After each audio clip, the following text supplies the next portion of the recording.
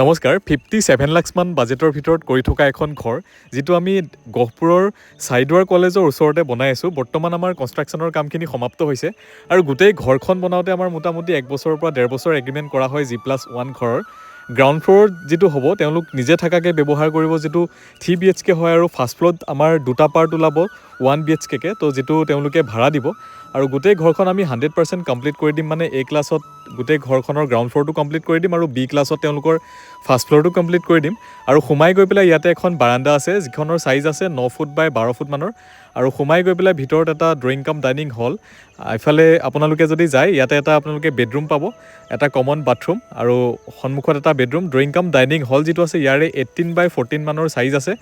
লগত এটা কিচেন আছে যিটোৰ চাইজ আমাৰ ফালৰ পৰা ৰাখা হৈছে মোটামুটি 10 ফুট বাই 11 ফুট মানৰ ইয়াত আৰু এটা বেডৰুম যিটোৰ চাইজ আছে 14 ফুট বাই 12 ফুট মানৰ আৰু এটাচ বাথৰুম এটা আছে ইয়াতে তো মানে মাষ্টাৰ বেডৰুম হিচাপে তেওঁলোকে ইউজ কৰিব পাৰিব ডোৰ ফ্ৰেমবোৰ আমি টাটা ষ্টিলৰ ইউজ কৰিছোঁ ডোৰ সলিউশ্যনৰ আৰু ইয়াত এটা বেডৰুম আছে এইটোতো এটাচ বাথৰুম আছে যিটোৰ চাইজ আছে 14 বাই 14 মানৰ তো গোটেই ঘৰটো আমাৰ সম্পূৰ্ণ হওঁতে মোটামুটি এইখিনিলৈকে আমাৰ